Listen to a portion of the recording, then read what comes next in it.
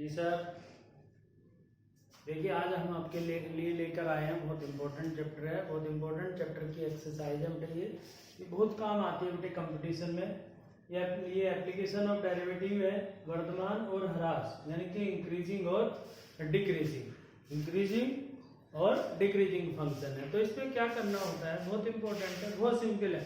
देखिए आपको मिनटों में सिखा देते हैं। मान लीजिए आपके पास कोई फंक्शन है एफ एक्स, आप इसको डिफरेंशिएट करिए, एफ डैश एक्स फाइंड कर लीजिए। डिफरेंशियल आना चाहिए आपको। डिफरेंशियल बिल्कुल सिंपल है, कोई हार्ड नहीं है। इसमें ज्यादा से ज्यादा डिवाइड रूल या फर्स्ट इनटू सेकंड वाला फार्मूला अप्लाई होता है।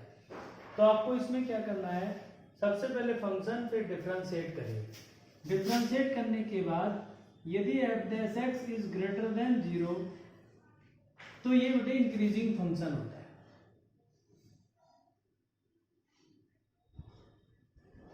और यदि F dash x less than 0 तो डिक्रीजिंग होता है। बस दो बातें ध्यान देनी है आपको और कुछ नहीं है। सबसे पहले क्या है, बहुत सिंपल है, बहुत इंपॉर्टेंट है। कोई भी फंक्शन डिफरेंशिएट करिए, अगर डिफरेंशिएट करने के बाद ग्रेटर देन 0 हो वो फंक्शन तो इंक्रीजिंग होता है, यानी कि उसमें वृद्धि होती है।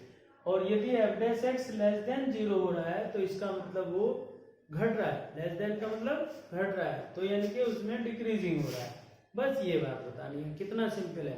अब जैसे पहला क्वेश्चन है आपका, फर्स्ट क्वेश्चन 6.2 एक्सरसाइज है।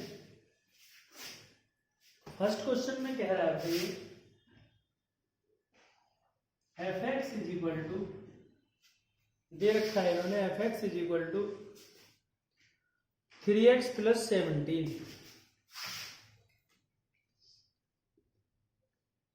F x is equal to 3x plus 17। अब हमें क्या करना है, इसको डिफरेंशिएट करना है। एफ डैश एक्स 3x का 1 17 0।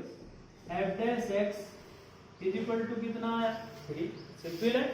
अब ये देखिए एफ डैश एक्स जो है आपका ग्रेटर देन 0 है या नहीं है, 3 0 से बड़ा, इसका मतलब फंक्शन कैसा हुआ, इंक्रीजिंग हो। बस आंसर लिख दो, ये करना है। डिफरेंशिएट किया, फंक्शन की वैल्यू देखी, आंसर आ गया। क्वेश्चन नंबर बिल्कुल सेम ऐसा ही है बेटे, कुछ नहीं है क्वेश्चन में। डिफरेंशिएट करो, वैल्यू देखो, ग्रेटर देन और लेस देन और answer.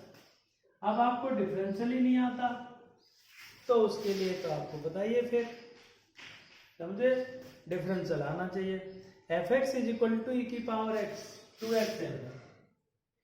F x is equal to e की पावर 2x, रियल वैल्यू के लिए कह रहा है।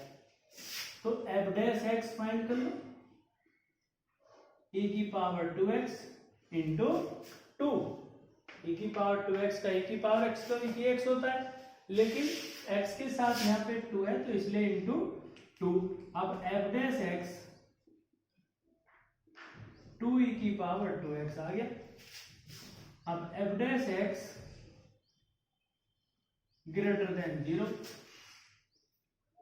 2 ई की पावर 2x ग्रेटर देन 0। तो फंक्शन कैसा हुआ बेटे हमारे पास, इंक्रीजिंग हो गया। आंसर आ गया, बस ये करना, राइट।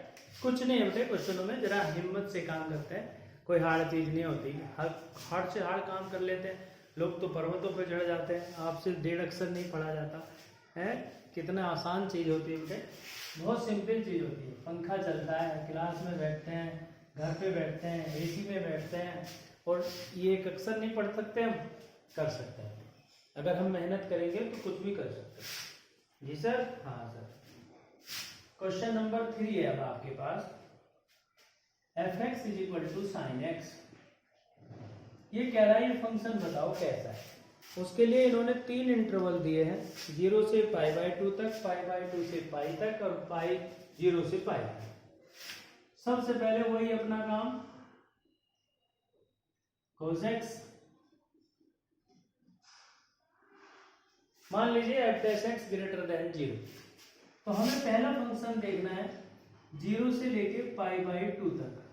अब आप ये सोचो 0 से π/2 तक ये जो साइन एक्स है हमारा, पहले तो इसमें 0 की वैल्यू तो 0 होती है। 0 की वैल्यू कितनी होती है? साइन 0 कितना होता है? 0। मान लीजिए ये हमारे पास 0 आ गया, ये हमारे पास π/2 आ गया, ये हमारे पास पाई आया। तो देखो यहां से साइन 0 का मान 0, लेकिन साइन 90 का मान तो 1 होता है, 1 उसके बाद फिर 0। इसका मतलब 90 पे ये इंक्रीज हो रहा है, इंक्रीजिंग फंक्शन है। तो 0 से π/2 तक ये फंक्शन इंक्रीजिंग है और π/2 से पाई तक ये डिक्रीजिंग है बेटे। और 0 से पाई तक ना इंक्रीजिंग और ना डिक्रीजिंग, एक बार अप एक बार डाउन, अप और डाउन, यानी कि ना इंक्रीजिंग ना डिक्रीजिंग 0 से लेके पाई तक। सबसे पहले डिफरेंशिएट किया, 0 लिखा या f' ग्रेटर देन 0, फिर हमने देखा साइन x जो है 0 से π/2 तक बढ़ता है फिर घटता है, ठीक। तो इसका मतलब 0 से π/2 इंक्रीजिंग हुआ, π/2 से पाई तक डिक्रीजिंग हुआ और 0 से पाई तक ना इंक्रीजिंग ना डिक्रीजिंग। ओके जी सर। हाँ देखिए बेटे क्या होता है, जब हम किसी भी काम के लिए सोचते हैं तो उससे पहले क्या होता है? प्लानिंग होती है। प्लानिंग होती है ना, हमें कहीं जाना होता है, किसी शादी में जाते हैं, कहीं पर जाते हैं तो पहले प्लानिंग करते हैं कि भाई हमें कपड़े पहन के जाना है, हमें पार्टी में जाना है। तो ऐसे हम जब कोई कार्य करते हैं, पढ़ते हैं, तो हम उसके लिए प्लानिंग करते हैं कि हमें क्या करना होता है। तो हम पहले टारगेट फिक्स करते हैं, उसके बाद हम ये सोचते हैं हमें क्या पढ़ना है। और जब हम पढ़ना शुरू करते हैं कि हमें ये चैप्टर पढ़ना है, हमें सीखना है, तो ऐसा कोई काम नहीं है कि जो सीख ना पाए। आप ये देखिए एक हार्ड से हार्ड इंस्ट्रूमेंट बजाना सीख जाते हैं लोग, कितने कितने डिफिकल्ट इंस्ट्रूमेंट होते हैं म्यूजिक के, जानते हो, उनको सीख लेते हैं लोग, छोटे छोटे बच्चे बजा लेते हैं। जब वो प्रैक्टिस करते हैं, मेहनत करते हैं, तो हार्ड वर्क भी जो होता है थोड़ा हमारा आसान हो जाता है जब मेहनत करेंगे, ठीक। इसलिए मेहनत जरूरी है। जी सर, नमस्ते।